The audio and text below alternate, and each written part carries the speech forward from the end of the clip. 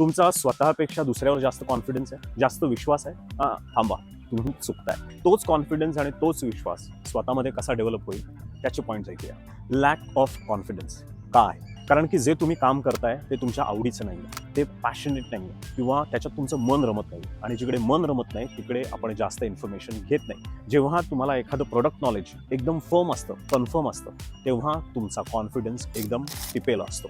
त्याच्यामुळे जे कुठलं काम करताय या क्षणाला make sure that you get 10,000% product knowledge of what ever your selling or your working with. Confidence कसा वाढवायचा हे 4 मुद्दे.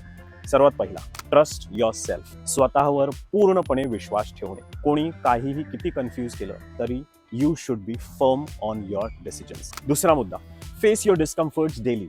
म्हणजे दिवसभरात तुम्हाला कोणी काहीही बोललं असेल किंवा तुम्ही काही पास्टमध्ये अडकलेला असाल तर ते फेस करा, कारण की त्याच्यातूनच तुमचे नवीन दरवाजे उघडणार आहेत. तिसरा मुद्दा, सर्वात महत्त्वाचा, स्टॉप हायडिंग युअर फिअर्स आणि त्यांना फेस करा.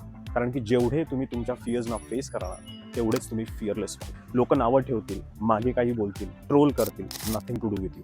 Simply face it. Again, new challenges, new doors and new opportunities. And last but not the least, talk to yourself as a winner. तुम्ही विजेता आहात, कारण की तुमच्यामध्ये आधी सुद्धा कॉन्फिडन्स होता, आता सुद्धा आहे आणि पुढे सुद्धा राहणार आहे. Make sure you follow all this points. Thank you.